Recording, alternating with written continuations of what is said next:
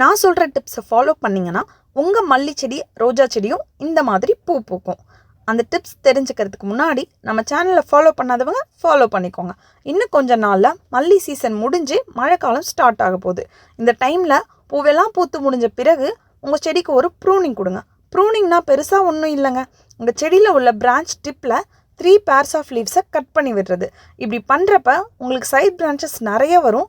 அந்த சைட் பிரான்ச்சஸ்லேருந்து மொட்டுக்கள் வச்சு பூ வைக்கும்.